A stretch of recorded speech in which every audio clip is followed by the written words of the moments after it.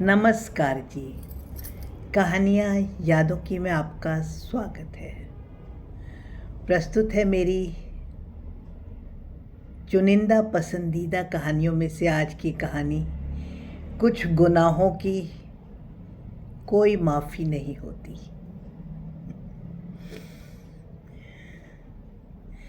पीड़ा के अतिरेक से गुजरती हुई नीता को बार बार नर्स यही एक सवाल पूछ रही थी, आपके साथ कौन है? नीता की निगाहें भी इधर उधर निरंजन को ढूंढ ही रही थी, परंतु वह कब बेहोश हो गई और अब आईसीयू में उसे जब होश आया तो नर्स ने नीता के सर पर हाथ फेरते हुए उसे बधाई दी और कहा, मुबारक हो, बेटी हुई है। नीता भी मुस्कुरा दी। उसने नर्स से कहा, मैं बेटी को उसके पिता के साथ ही देखना चाहूँगी। बाहर इसके पिता बैठे होंगे, उन्हें भी अंदर बुला दो।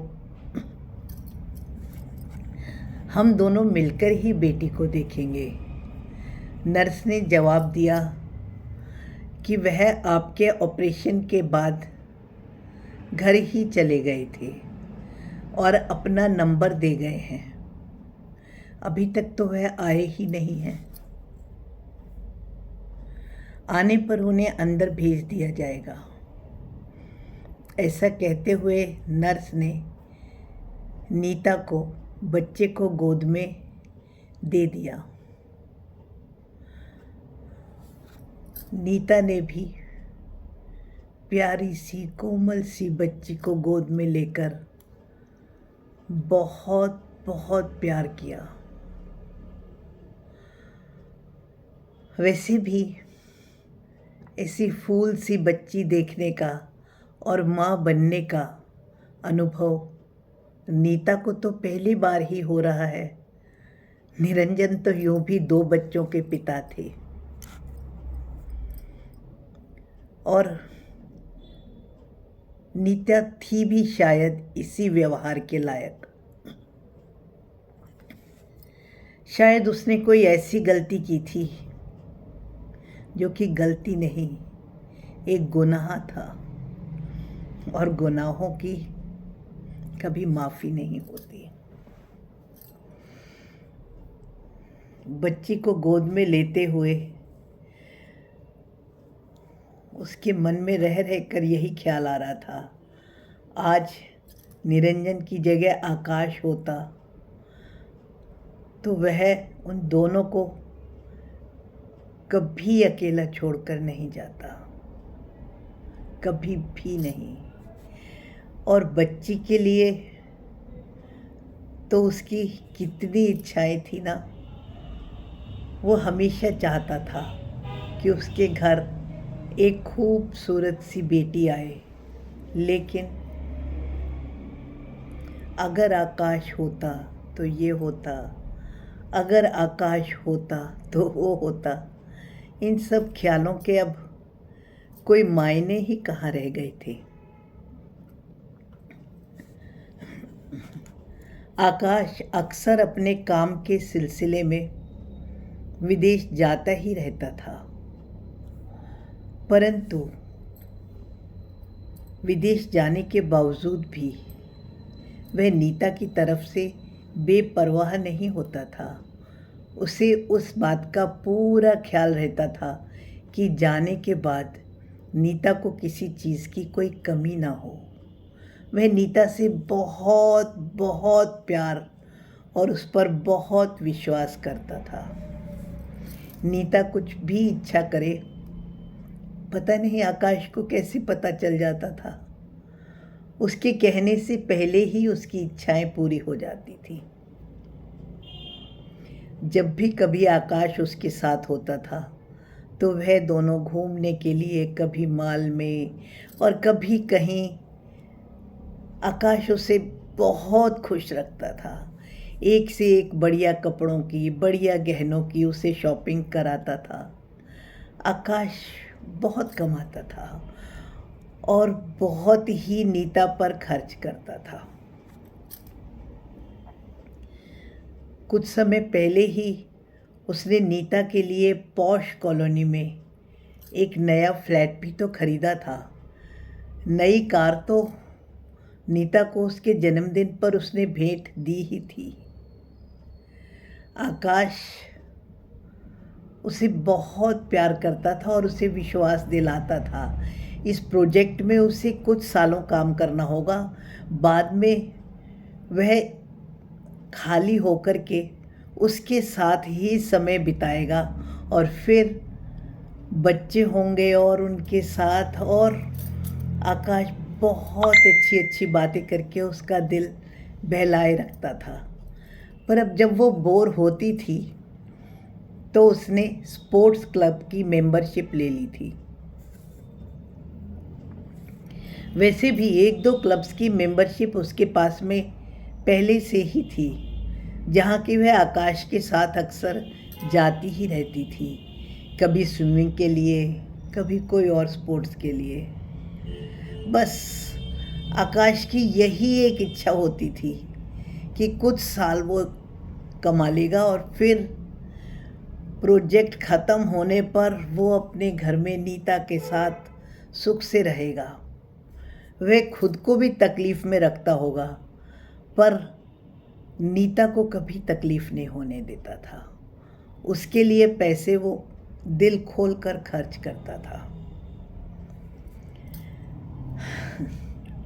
ऐसे ही किसी क्लब में नीता की मुलाकात निरंजन से हुई, जहां आकाश सिर्फ और सिर्फ उसकी खुशी के लिए कमाने में ही व्यस्त रहता था, वहीं निरंजन अपना सारा काम छोड़ छाड़ कर सिर्फ और सिर्फ उसको घुमाने में, उसके साथ रहने में ही अपना सारा समय व्यतीत करता था। स्पोर्ट्स क्लब से हुई साधारण सी मुलाकातों ने कब संस्कारों की सारी सीमाओं को लांघ लिया, कुछ पता ही नहीं चला। जब तक नीता कुछ समझती तब तक तो बात बहुत आगे तक बढ़ चुकी थी और निरंजन नीता की एक आदत बन चुका था और निरंजन इस बात को बखूबी जानता था और वो इस एवज में नीता से अक्सर किसी न किसी बहाने पैसे ऐंठा ही करता था। अब आकाश के पैसों पर नीता और निरंजन दोनों ही मौज कर रहे थे। नीता की गाड़ी, नीता का घर, इस पर तो उसका अधिकार हो ही गया था, परंतु कब नीता पर भी उसका अधिकार हो गया, ये तो नीता जान ही नहीं सकी। पर समस्या तो उस दिन आन खड़ी हुई जब नीता ने घर को गिरवी रखकर निरंजन के बिजनेस के नाम पर लोन लिया। शायद किसी मैसेज के द्वारा आकाश को इस बारे में पता चल गया और वह बिना सूचना दिए ही घर आ गया। वैसे भी काफ़ी दिनों से नीता आकाश का फ़ोन भी नहीं उठा रही थी। घर आने पर जब उसने ताला लगा देखा तो उसे पड़ोस वालों से सब कुछ मालूम हुआ। आकाश ने कुछ नहीं पूछा, कुछ नहीं कहा और वकील से नीता को तलाक के कागज़ भिजवा दिए। और उसे पैसे भेजने एकदम बंद कर दिए। जब तक तलाक की प्रक्रिया चल रही थी तो नीता के पास अब बहुत खूबसूरत और आकर्षक जीवन जीने लायक कोई साधन भी नहीं रह गया था। उसके पास रखे पैसे और मकान, यह सब तो निरंजन गंवा ही चुका था। लेकिन आकाश के पास बहुत से सबूत भी थे, इसलिए तलाक होने में कोई ज़्यादा समय नहीं लगा। जब तलाक हुआ तो नीता ने निरंजन पर खुद से विवाह करने का दबाव डाला। ऐसा नहीं कि नीता नहीं जानती थी कि निरंजन 2 बच्चों का पिता भी है।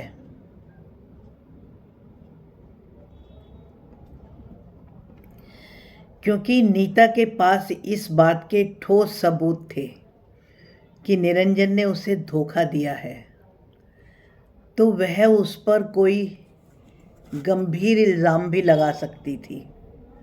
वैसे भी अब जब उसका खुद का तलाक हो चुका था तो वह कुछ भी करने में समर्थ थी।